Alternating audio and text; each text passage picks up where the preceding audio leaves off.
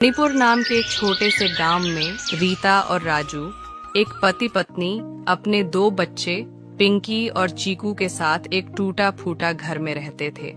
राजू मुखिया के खेत में किसान का काम करता था और रीता दूसरे गांव में सुनार के घर में कामवाली का काम करती थी। दोनों पति पत्नी मजदूरी करके बड़े मुश्किल से अपने बच्चों का पेट भरते थे। यूं तो हमेशा हल्का फुल्का बारिश होती थी, जिससे किसान अपने खेतों में आसानी से काम करते थे, लेकिन इस साल बारिश बहुत ज्यादा बरस गया था, जिसके कारण पूरे गांव में बाढ़ का कहर मच गया था, जिस कारण किसानों का फसल बहुत ज्यादा नुकसान हो गया था। इस वजह से मणिपुर के लोग बहुत ज्यादा परेशान हो गए थे। दिन हो या रात हो, लोग बारिश के कारण परेशान थे। इस साल तो बहुत ज्यादा बारिश हो रहा है, जिस वजह से कार्य करना बहुत मुश्किल हो गया है और घर से निकलते ही बारिश के कारण पूरा शरीर गीला हो जाता है।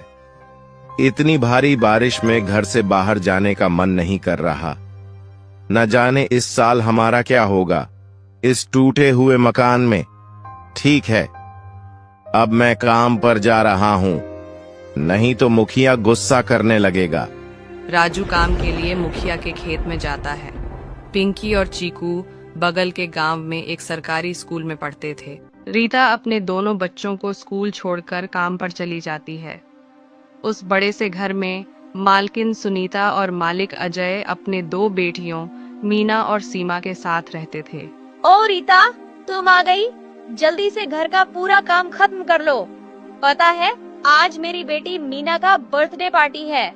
शाम 5 बजे से पहले तुम पूरा काम निपटा लो। और हाँ, इसके बाद तुम हॉल सजाने में मेरी सहायता करोगी, ठीक है ना? ठीक है मैम साहब, मैं सबसे पहले घर का पूरा काम खत्म कर लेती हूँ और उसके बाद हॉल सजाने में मैं आपकी सहायता करूँगी। इसके बाद रीता हॉल को सजाने में अनिता की मदद करती है। अनिता और रीता घर को बहुत खूबसूरत तरीके से सजा देती है। अच्छा मैम साहब, मैं पूरा घर का काम खत्म कर चुकी हूँ और पार्टी की तैयारी भी कर दी हूँ, तो मैं अब घर जा रही हूँ। हाँ हाँ, ठीक है, लेकिन तुमको पता है ना कि आज मेरी बेटी मीना का बर्थडे पार्टी है, तो तुम शाम 8 बजे अपने बच्चों को साथ लेकर आ जाना। और हाँ, मुझे तुमसे सहायता भी चाहिए। हाँ हाँ मैम साहब, मैं शाम के समय बच्चों को लेकर सही टाइम पर आ जाऊंगी। रीता इतना कहकर अपने घर चली जाती है और अपने दोनों बच्चों को अच्छे से सजाकर शाम 8 बजे बर्थडे पार्टी में आ जाती है। पार्टी बड़ा ही मॉडलिस्ट होती है और रीता के बच्चे इतना देखकर हैरान रह जाते हैं और कहते हैं, अरे वाह रिंकी, देखो ये घर जैसे महल लग रहा है और बाहर कितना बारिश हो रहा है और इनके घर में बारिश का पता भी नहीं चल रहा है। दोनों की इस तरह की बातें मीना सुन लेती है और कहती है, अरे ये घर महल की तरह इसलिए लग रहा है क्योंकि इसे मेरे पापा ने बड़े प्यार से बनवाया है, इसलिए बारिश का पता नहीं चल रहा। ओ, इसका मतलब अगर घर बड़ा हो तो बारिश का पता नहीं चलता है। भैया, हम लोग भी अपने पापा से बोलकर अपने लिए बड़ा सा घर खरीदवाएंगे ताकि हमें भी बरसात में परेशान ना होना पड़े। चलो चलो बच्चों, इधर आओ, अब केक काटने का टाइम हो गया है। जब पार्टी शुरू हो जाती है और मीना केक काटने लगती है, तो पिंकी और चीकू बड़े से घर को पूरा देखने के लिए मीना के रूम में चली जाती है। भैया देखो, ये रूम कितना सुंदर है और इसमें कितना सुंदर सुंदर सामान है, और ये देखो अलमारी भी कितना सुंदर लग रहा है। दोनों ही सामान देखने लगते हैं और देखते देखते 10 मिनट बीत जाता है और सामान देखते देखते वह मीना का अलमारी खोल के देखने लगते हैं। इतने ही देर में मीना की बहन सीमा रूम में आ जाती है। वह पिंकी और चीकू को मीरा की अलमारी के सामने देख लेती है और जोर से चिल्लाने लगती है, तुम दोनों मेरे कमरे में क्या कर रहे हो? जल्दी से बताओ माँ, माँ आप इधर जल्दी से आइए, देखिए ये दोनों हमारे रूम में क्या कर रहे हैं। अपनी बेटी सीमा की आवाज सुनकर तुरंत रूम में आती है। तुम दोनों अभी के अभी मेरे रूम से बाहर निकलो। पिंकी और चीकू अनिता को देखकर डर जाते हैं और रीता भी अनिता की आवाज सुनकर मीना के रूम में आती है। क्या हुआ मैम साहब, आपकी जोर से चिल्लाने की आवाज नीचे तक आ रही है। क्या हुआ ये पूछ, क्या नहीं हुआ? तेरे इस दोनों बच्चों ने अपने गंदी पैरों और गंदी कपड़ों से मेरा पूरा रूम गंदा कर दिया। तेरे बच्चों ने बड़ा घर देखा, नहीं चल दिए सैर करने। ऐसी भी कोई बात होती है?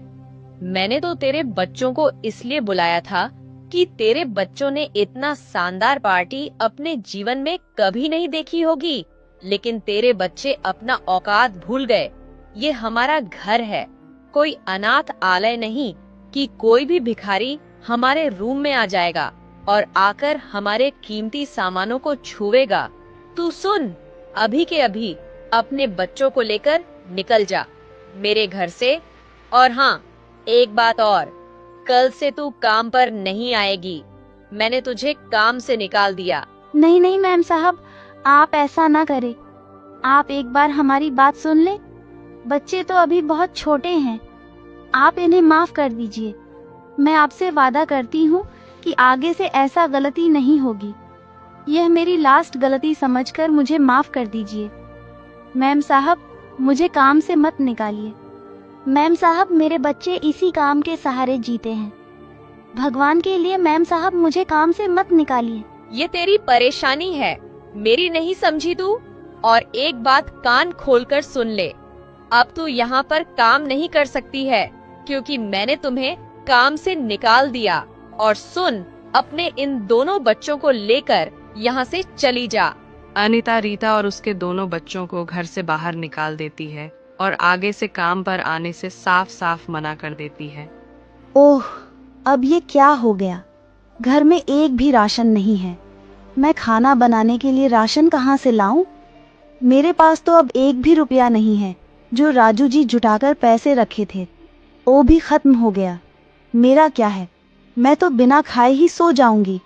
मगर मेरे बच्चे बिना खाएं कैसे सो पाएंगे? और बिना खाना खाएं उनको नींद कैसे आएगी? ओ सुनिए जी, आप आ गए। घर में कुछ भी नहीं है खाना बनाने के लिए। आज बिना खाए ही सोना पड़ेगा। क्या बात है, तुम चिंता क्यों कर रही हो? आज मैं खाना मुखिया जी के घर से लाया हूँ। उनके घर आज पार्टी थी तो बचा हुआ खाना मैं अपने साथ ले आया हूँ। ये लो खाना, परोसो। ऐसे ही उस रात सभी खाना खाकर सो जाते हैं। ऐसे ही कुछ दिन बीत जाते हैं और घर के हालात बिगड़ जाते हैं। एक सुबह रीता अपने मैम साहब के घर जाती है और उससे थोड़े पैसे उधार मांगती है। मैम साहब कैसी हैं? आपको देखे मुझे बहुत दिन हो गया। मैम साहब, मेरे घर में एक भी राशन नहीं है। आप मुझ पर तरस खाकर कुछ पैसे उधार दे दीजिए। मैं आपको जल्द ही पैसे लौटा दूंगी। मेरे पास एक भी रुपया नहीं है और वैसे भी मैंने तुझे पहले ही काम से निकाल दिया था और फिर भी अपनी गंदी शक्ल लेकर यहाँ आने की तेरी हिम्मत कैसे हुई? चल निकल अब मेरे घर से और आइंदा से अपनी गंदी शक्ल मुझे मत दिखाना। अनीता की इस तरह की बातें सुनकर रीता उदास होकर घर जाने लगती है।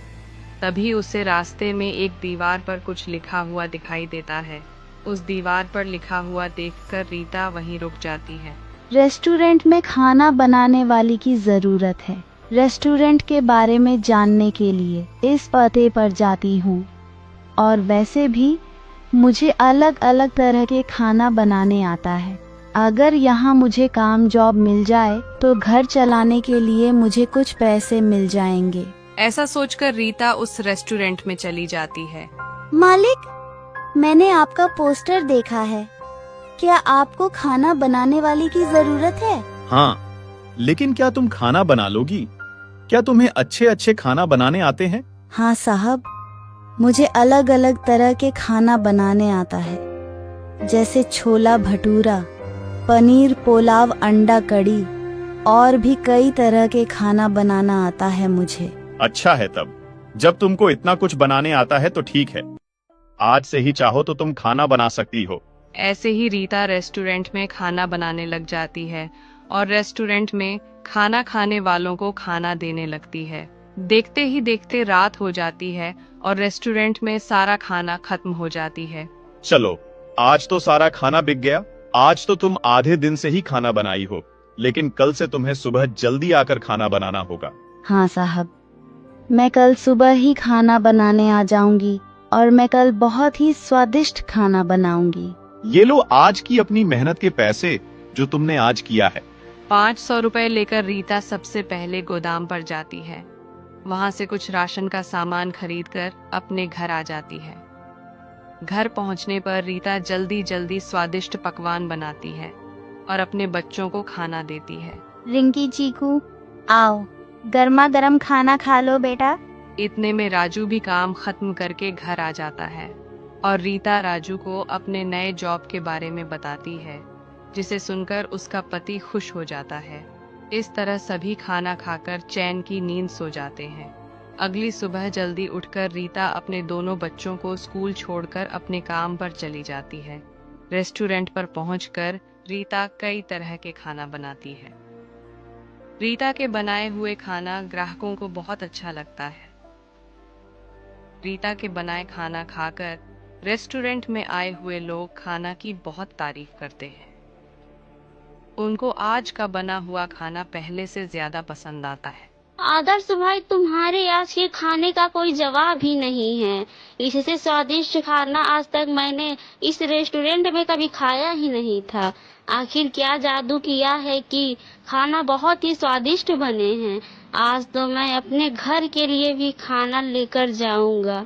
मेरे लिए खाना भी पैक कर दो। अपने खाने का तारीफ सुनकर आदर्श बहुत खुश होता है और रीता से कहता है, वाह रीता, तुमने तो कमाल कर दिया। तुम्हारे हाथ का खाना खाकर ग्राहक तो अपने घर के लिए भी खाना पैक करवा रहे हैं।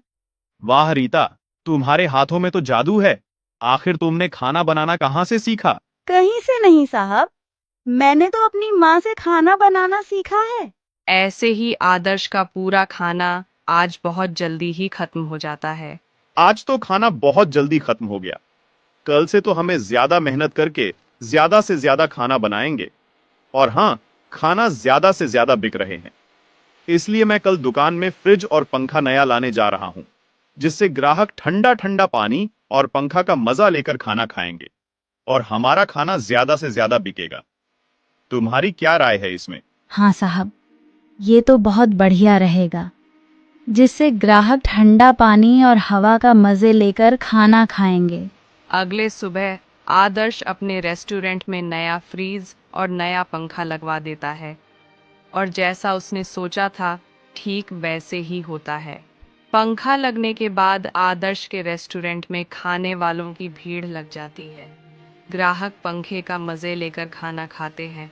ऐसे ही आदर्श का सारा खाना आज भी बिक जाता है। शाम जब रीता काम से वापस घर आती है तो अपने बच्चों को आपस में बात करते हुए सुनती है। भैया, उस दिन पार्टी में कितना मजा आ रहा था। कहाँ उस दिन हम बड़े से महल में थे और कहाँ आज हम इस टूटे फूटे घर में बैठे हुए हैं। काश हमारा घर भी बड़ा होता तो हम भी अपने घर में आराम से बैठे होते। इतने में रीता घर के अंदर चली आती है। अरे रिंकी और चीकू, तुम दोनों यहाँ क्या कर रहे हो? क्या तुम दोनों ने अपना होमवर्क पूरा किया कि नहीं और उसे याद किया कि नहीं? अगर नहीं किया है तो जल्दी जाओ, उसे पूरा करो और मैं जा रही हूँ घर का काम करने और खाना बनाने, ताकि जब तुम सब अपना होमवर्क पूरा कर लो तब आराम से खाना खाकर सो जाना, क्योंकि कल तुम दोनों को स्कूल भी तो जाना है। ठीक है माँ, हम अपना होमवर्क पूरा करके आते हैं, तब तक आप खाना बना दीजिए। ऐसे ही कुछ दिन बीत जाते हैं और रीता के घर का हालात ठीक होने लगता है। ऐसे ही रीता सुबह काम पर जा रही थी, तभी उसे कुछ लोग मिलते हैं जो अपना घर बेच रहे थे, क्योंकि उन्हें पैसों की बहुत जरूरत थी। रीता घर को पूरे अच्छे तरीके से देखती है और रीता को वह घर बहुत अच्छा लगता है। वह उस मकान मालिक से बोलती है, भैया, इस मकान का क्या दाम है? जी बहन जी, केवल 50,000 इसके दाम है और ये कुछ ज्यादा नहीं है। बहन जी, ये तो बहुत ही कम है, क्योंकि अभी घर बनवाए कुछ ही समय हुआ है। अगर कहीं और खरीदेंगी तो 2 लाख में मिलेंगे। अच्छा ठीक है, पर आपका घर ज्यादा दिन तक टिकेगा ना, और सब कुछ सही है ना, आगे चलकर कोई परेशानी नहीं ना होगी, हाँ बहन जी, ये ज्यादा दिन का नहीं है और ये बहुत लंबे समय तक टिकेगा। इसमें आप सभी लोगों कोई परेशानी नहीं होगी। ठीक है भाई साहब, लेकिन आप साफ साफ बताइए कितना लेंगे। मैं इसके 40,000 दूंगी। अगर आपको अपना घर बेचना है तो मुझे अपना घर 40,000 में दे दीजिए। ठीक है बहन जी, ये लीजिए घर का कागजात। अब ये घर आपका हुआ। अब आप सभी लोग यहाँ आकर शिफ्ट हो जाइए। रीता अपने घर जाती है और अपने पति और बच्चों को सारी बात बताती है, जिसे सुनकर सभी बहुत खुश होते हैं। वाह भैया, अब हम अपने नए घर में चलते हैं जहाँ बारिश का पता नहीं चलेगा। जैसे लग रहा है कि हम जन्नत में जा रहे हैं। अब बारिश भी हमारा कुछ नहीं बिगाड़ पाएगी। नए घर में जाने के लिए बच्चे बहुत खुश हो जाते हैं। इतने में राजू भी वहाँ आ जाता है। आखिर तुमने आज बच्चों के दिल की बात सुन ही ली और उनका इच्छा पूरा कर ही दिया। कैसे ना करती भला, बच्चे तो मेरे कलेजे का टुकड़ा है। इनके खुशी के लिए मैं सब कुछ कर सकती हूँ। सब नए घर में शिफ्ट हो जाते हैं। नए घर में आकर बच्चे बहुत खुश हो जाते हैं और रीता की कमाई भी अच्छी खासी होने लगती है। रीता के हाथों का खाना खाने के लिए रेस्टोरेंट में ग्राहकों का मेला लगी हुई थी। इससे आदर्श खुश होकर रीता का सैलरी दुगुनी कर देता है। कुछ दिन बाद राजू भी मुखिया के खेत में मजदूरी छोड़कर रीता के साथ खाना बनाने लगता है। दोनों पति पत्नी को आदर्श अच्छी खासी वेतन देता था, जिससे उनका घर का खर्चा अच्छे से चलने लगा और बच्चे गर्मी, सर्दी या बरसात में अपने नए घर में काफ़ी अच्छे से रहते हैं और वो भी अपना पूरा जीवन खुशी खुशी बिताने लगते हैं।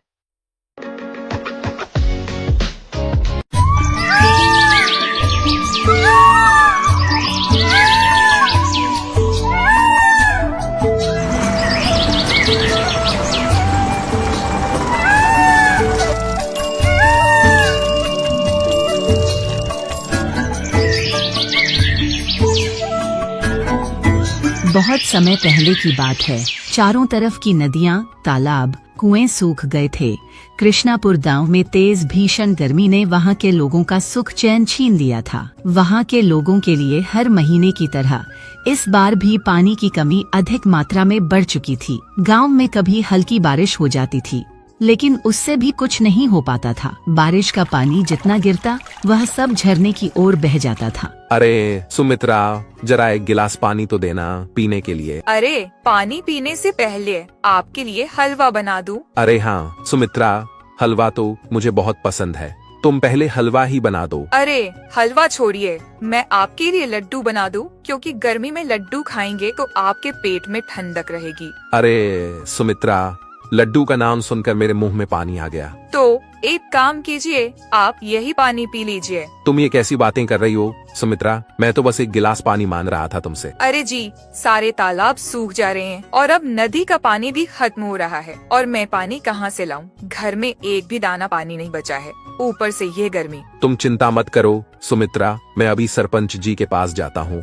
शायद उनके पास कोई योजना हो जिससे हमें पीने को पानी और खाने को अनाज मिल जाए। हरिया पानी और अनाज की समस्या लेकर सरपंच जी के घर जाता है। सुनिए जी, यह फ्रिज बिल्कुल भी पानी ठंडा नहीं कर रहा है।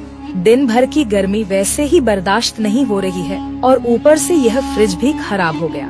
इसे आप किसी आदमी को बुलाकर ठीक क्यों नहीं करवा देते? हाँ कमला, अब यही काम रह गया है। अभी किसी आदमी को बुलाकर ये फ्रिज भी ठीक करवा दूंगा। तुम तो मौका ढूंढती रहती हो मुझे बातें सुनाने के लिए। बातें तो मैं तब सुनाती आपको जब कोई काम की उम्मीद होती। आपसे आप तो केवल नाम के सरपंच है, काम तो कोई होता नहीं। गांव भर की परेशानी दूर करने में लगे रहते हैं, मगर आप अपने घर का कोई काम नहीं करते हैं। अरे कमला, ऐसा क्यों बोल रही हो? मैं तो हर तरह से कोशिश करता हूँ कि इस घर में किसी भी चीज की कोई कमी ना हो। एक फ्रिज तो ठीक नहीं करवा सके। 1 हफ्ता हो गया बोलते बोलते कि करवा दूंगा और आज तक नहीं करवाए। आज भी वही हाल है। अब तो यह पुराने मटकी का पानी ही पीना पड़ेगा मुझे। चलो ठीक है, अभी फ्रिज ठीक करवा दे रहा हूँ। अब ज्यादा मत बोलो, मैं अभी किसी आदमी को बुलवाता हूँ और फ्रिज अच्छी तरह से ठीक करवा दे रहा हूँ। तभी हरिया सरपंच जी के घर आता है। सरपंच जी, आपको तो पता है ना कि इस बार कितनी भारी गर्मी हो रही है। सूरज की किरणें धरती को तपाए जा रही हैं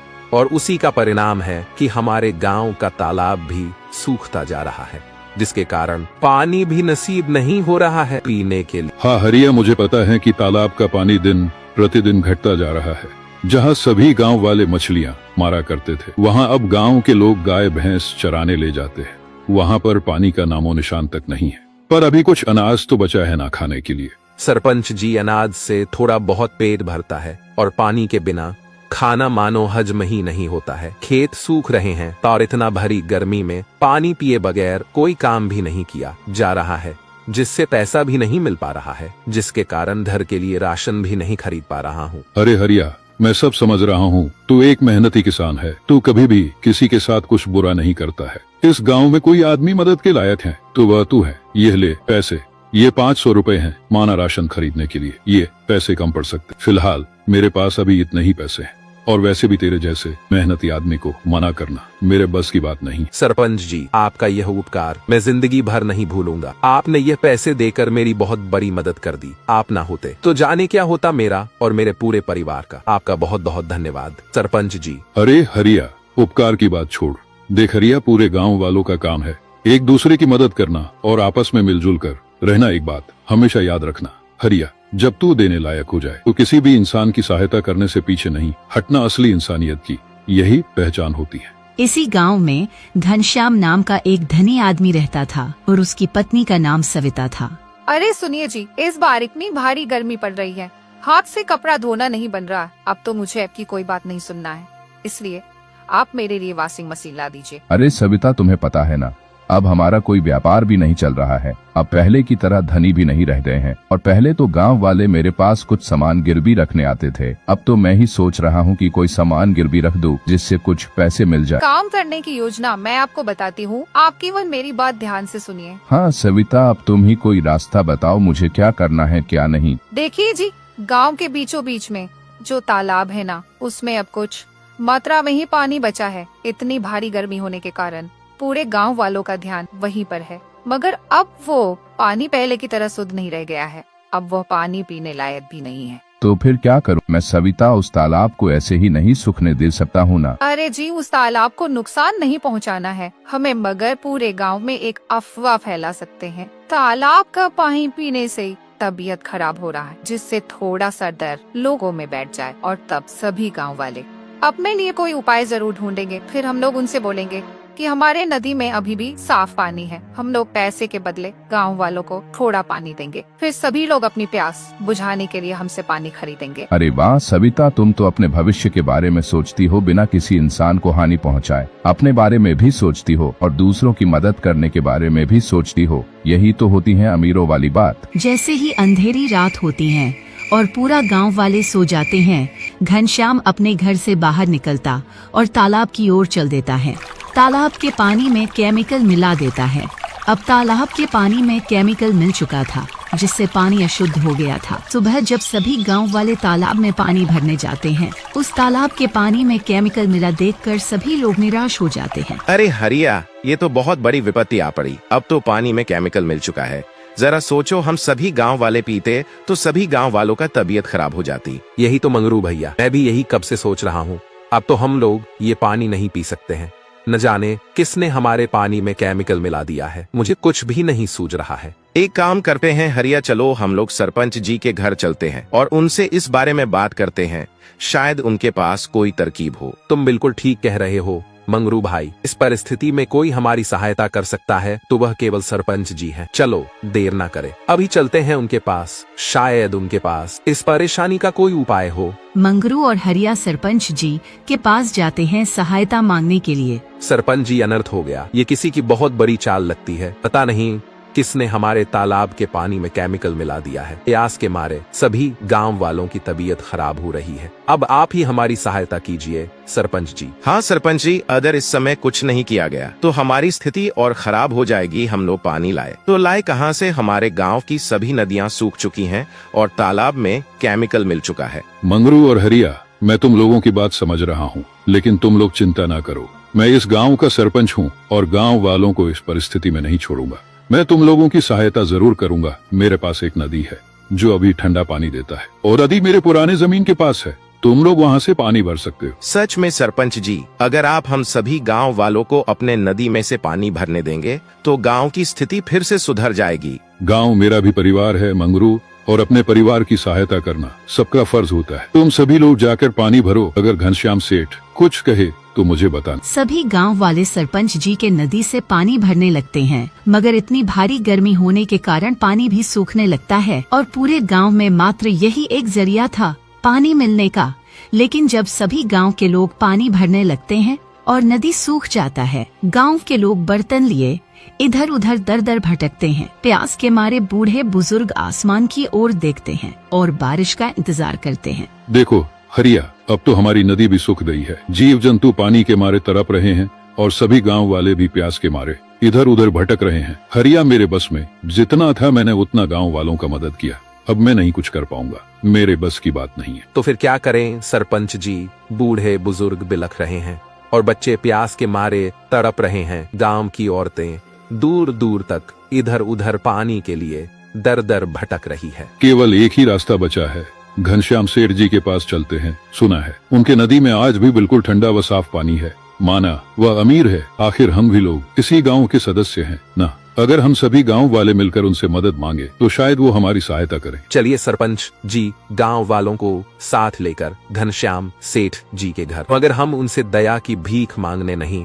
बल्कि इंसानियत के नाते उम्मीद लेकर जाएंगे। आज भी एक गांव वाला एक गांव वाले की मदद ना करे तो वह किस काम का। तो चलो गांव वालों, अगर तुम सब तैयार हो तो अभी इसी वक्त हम सब मिलकर घनश्याम सेठ जी के घर पर चलते हैं। उनको अपनी परिस्थिति बताएंगे। और हाँ, एक बात याद रखना, तुम सब हम लाचार जरूर हैं मगर बेइज्जत नहीं। सभी गांव के लोग घनश्याम सेठ के पास जाते हैं मदद मांगने के लिए। अरे सरपंच जी और हरिया मंगरू, तुम सब मेरे घर, क्या बात है? घनश्याम जी, अब हमारी परिस्थिति बहुत खराब हो चुकी है। गांव की नदियां सूख गई है और हमारे खेतों में दरारें पड़ चुके हैं। बूढ़े बुजुर्ग सब प्यास के मारे तड़प रहे हैं। अब बस आपका नदी ही बचा है जिसमें पानी अभी भी है। हम सभी गांव वाले आपसे सहायता मांगने आए हैं। क्या आप हमें पानी दे सकते हैं पीने के लिए? सेठ जी, हम आपसे भीख मांगने नहीं आए बल्कि इंसानियत के नाते आपके पास आए हैं। भूख प्यास ने हम लोगों को इस हाल पर ला दिया है, मगर हमारी आत्मा अभी भी जिंदा है। अरे हरिया, जब पूरे गांव का पानी खत्म हो गया है तो तुम लोग मेरे नदी पर नजर गड़ा लिए। यह नदी मैंने अपने खुद के पैसों से खुदवाया है, अपने खून पसीने की कमाई से, और ऐसे फ्री में मैं किसी को अपने नदी का पानी नहीं दे सकता हूँ। तो आप पानी की भी कीमत लेंगे? आपको तो पता है ना, जल प्राकृतिक का देन है और इसका कीमत नहीं लगाया जा सकता है। पता है सरपंच जी, पानी की कीमत नहीं लगाई जा सकती है, लेकिन परिस्थिति खराब होना तो हर एक चीज की कीमत लगाई जाती है। तुम लोगों को पानी चाहिए तो उसके बदले में मुझे पैसा ही देना पड़ेगा। अगर तुम सब पैसा नहीं दोगे तो मैं तुम लोगों को पानी नहीं दे पाऊंगा। ठीक है, अगर आप पानी के बदले पैसा लेना चाहते हैं तो हमें आपकी यह शर्त मंजूर है। हम लोग दिन रात मेहनत करेंगे और आपसे पानी खरीदेंगे, क्योंकि अब भूख प्यास ने हमें उस हाल पर ला दिया है। अगर एक बूंद पानी नहीं मिला तो हम सब मर जाएंगे। कुछ हफ्ते बाद घनश्याम ने नदी के पानी का कीमत अचानक से बढ़ा दिया। पहले जो पानी 20 रुपए में मिल रहा था, अब उसकी कीमत 100 रुपए कर दिया। यह बात सुनते ही गांव के लोग परेशान हो गए। किसानों और मजदूरों के लिए यह बोझ सहना बहुत मुश्किल हो रहा था। अरे सविता, तुम्हें एक बात बताऊं, तुम्हारे दिमाग की वजह से तो मैंने अब इतना पैसा कमा लिया है। मुझे खुद पर विश्वास नहीं हो रहा है कि मैंने नदी का पानी बेचकर इतने पैसे कमा लिए हैं, जिससे हमारा हाल पहले की तरह हो जाएगा। अगर इसी तरह हमारी कमाई होती रही तो हम एक दिन रामपुर शहर के सबसे धनी जमींदार हो जाएंगे। क्यों न होंगे जी, आखिर तरकीब जो मेरा था, वरना आप तो यूं ही खाली हाथ मलते रह जाते। बस सोचते क्या करूं, कैसे करूं। मैंने आपसे कहा था ना कि तरकीब लगाओ, इतने अच्छे मौके का फायदा उठाओ। अरे सविता, चलो मान लिया तुम्हारा तरकीब अच्छा था, तुमने तो जैसे मेरे किस्मत का ताला ही खोल दिया है। अब तुम देखना कि मैं एक हफ्ते में तुम्हारे लिए एकदम महंगा वॉशिंग मशीन लगवा दे रहा हूँ, वही वाला जो ऑटोमेटिक चलता है और बिना आवाज दिए। अरे जी, एक बात सुनिए, नदी के पानी बेचने के साथ साथ मेरे नाम से खेत खरीद दीजिए, और पता नहीं कब हालत कैसा आ जाए, इसलिए बोल रही हूँ। ले लूंगा सविता, जब किस्मत हमारे साथ है और तुम्हारे पास इतना अच्छा तरकीब है तो खेत क्या, तुम चाहो तो तुम्हारे लिए नया घर बनवा दूंगा। अब मैं रुकूंगा नहीं, अब बस आसमान जितना उड़ान भरना है मुझे। हरिया, अब तो घनश्याम सेठ पानी की कीमत दिन प्रतिदिन बढ़ाता जा रहा है, जैसे नदी में पानी नहीं बल्कि हीरा हो। अगर ऐसे ही चलता रहा तो हम गरीब मजदूर तो पानी के बिना ही इधर उधर भटकते रह जाएंगे। तालाब भी सूख रहे हैं और जीव जंतु प्यास के मारे तड़प रहे हैं और हम सब भी भूख प्यास से मर जाएंगे। सरपंच जी, मैं आपकी बात समझ रहा हूँ, पर अब बैठने से कुछ नहीं होगा। हम लोगों को कुछ करना पड़ेगा। मेरे पास एक आइडिया है, एक ऐसी तरकीब जो अच्छे से काम कर गया तो घनश्याम सेठ की उसकी अकल ठिकाने हो जाएगी। क्या बात है, हरिया कोई रास्ता निकाल सकता है तो आज भी तू ही है। बताओ क्या करना पड़ेगा। मुझे चाहे जो भी करना पड़ेगा, मैं वह सब करने के लिए तैयार हूँ। गाँव वालों का प्यास मिटाने के लिए मैं कुछ भी कर सकता हूँ। हरिया सरपंच जी को अपना आइडिया बताता है। उसी रात हरिया और मंगरू दोनों आपस में बात कर रहे थे। तभी घनश्याम वहाँ आ जाता है और उन लोगों की बातें सुनने लगता है। मंगरू, तुझे एक बहुत जरूरी बात बतानी है। क्या तूने सुना है? सरपंच जी के नदी की बात नहीं ना, मैं तुम्हें बताता हूँ तो सुन मंगरू। उस सूखे नदी में एक डाकू ने बहुत सारा सोना, चांदी, हीरा छुपाया था। क्या कह रहे हो हरिया? अगर सरपंच की नदी में बहुत सारा सोना, चांदी और हीरा है, वो भी इतना सारा जो पूरे गांव वालों का किस्मत बदल देगा, तो क्यों ना हम लोग पूरा सोना, चांदी और हीरा निकाल ले। और वैसे भी उस हीरे पर हम सभी गांव वालों का हक है। यही तो बात है मंगरू भैया, ऐसा ही तो नहीं कर सकते हम लोग, क्योंकि वह नदी सूखा ही नहीं बल्कि अब उस सोने, चांदी और हीरे की सुरक्षा के लिए सरपंच जी ने वहाँ पहरेदार लगवा दिया है। इसलिए हम अंदर झांक तो क्या उस नदी को देख भी नहीं सकते। तो फिर हम लोग क्या करें हरिया, जिससे वह सोना चांदी बाहर निकाल सके? करना क्या है मंगरू भाई, अगर हम लोगों को वह सोना, चांदी और हीरा चाहिए तो उस पुराने बीरान नदी को खरीदना पड़ेगा। तब जाकर वह सोना, चांदी और हीरा हम लोगों का होगा। वो तो ये बात है, सरपंच जी के नदी में ढेर सारा सोना, चांदी और हीरा है। लगता है कि अब मुझे सरपंच जी का नदी खरीदना पड़ेगा, जिससे वह सारा सोना, चांदी और हीरा मेरा हो जाएगा। अगले दिन घनश्याम सरपंच के पास जाता है। घनश्याम जी, आप मेरे घर कहीं मैं ये सपना तो नहीं देख रहा हूँ ना, बताइए कैसे आना हुआ? अरे सरपंच जी, मैं फायदे के लिए नहीं आया, मैं तो बस गांव वालों का वह तकलीफ दूर करने आया हूँ जो मैं गांव वालों को रोज पानी के लिए इधर उधर दर दर भटकते हुए देखता हूँ। आप क्या कह रहे घनश्याम जी? मैं कुछ समझा नहीं। मैं सोच रहा था कि मैं आपका वह सूखा नदी जिसमें दरार पड़ चुकी है, मैं वह नदी आपसे खरीद लूं और मैं बदले में अपना पानी वाला नदी को गांव वालों को दे दूं, जिससे उन लोगों की प्यास मिट सके, क्योंकि मैं उन लोगों का तकलीफ और नहीं देख पाऊंगा। ये तो बहुत अच्छी बात है कि आप गांव वालों को अपना पानी वाला नदी देंगे, मगर आपको मेरा सूखा नदी लेकर क्या मिलेगा? बात नुकसान और फायदे की नहीं है सरपंच जी, बात इन गांव वालों की है जो मैं इन लोगों को पानी के लिए इधर उधर भटकता हुआ देखता हूँ। अरे आप पागल हो गए हैं क्या? आपने वह नदी उन गांव वालों को क्यों दे दिया और उसके बदले सरपंच जी से वह नदी क्यों खरीद लिया? वह नदी तो पूरी तरह से सूख चुका है और उसमें तो दरारें भी पड़ चुकी है, और उस सूखे नदी से आपको क्या मिलेगा? अरे सविता, तुम जैसा सोच रही हो वैसा कुछ नहीं है। वह सूखा नदी मैंने सरपंच जी से इसलिए खरीद ली क्योंकि उस नदी में ऐसा चीज है जो हमारा भाग्य बदल देगा। भाग्य बदल देगा? वो बेजान नदी हमारा भाग्य कैसे बदल सकता है? अरे सविता, तुम मेरी बात सुनो, ये सब मैं ऐसे ही नहीं कर रहा हूँ, क्योंकि मैंने हरिया और मंगरू को बात करते सुना था कि सरपंच जी के नदी में एक डाकू ने बरसों पहले ढेर सारा सोना, चांदी छुपाया था। घनश्याम अंधेरी रात को घर से बाहर निकलता है और सरपंच के नदी के तरफ चल देता है और वह उस नदी के अंदर जाता है, पर उसे वहाँ कोई सोना, चांदी नहीं मिलता है। उसी वक्त वहाँ हरिया, मंगरू और सरपंच आ जाते हैं। हरिया, तू तो कह रहा था कि इस नदी में हीरा और सोना, चांदी है, पर मैंने तो पूरा नदी छान मारा, लेकिन मुझे कुछ नहीं मिला, ना ही 1 रुपया और ना ही किसी डाकू का हीरा। तुमने झूठ बोला ना हरिया, और मैंने फ्री में अपना पानी से भरा नदी उन गांव वालों को दे दिया। घनश्याम सेठ जी, आप मेरी पहले एक बात सुन लीजिए। जो इंसान इतनी जल्दी अपना पानी से भरा नदी यूं ही किसी को दे दे तो वह बहुत बड़ा मूर्ख होता है, या तो बहुत बड़ा चतुर होता है। नदी के वजह से आप पैसे कमाते थे, लेकिन आपके बढ़ते कीमत के कारण बूढ़े बुजुर्ग पानी के बिना तड़प रहे थे और बच्चे अपना दम तोड़ रहे थे। तो हरिया, तुमने मुझे मूर्ख बनाया और मेरा मजाक उड़ाया।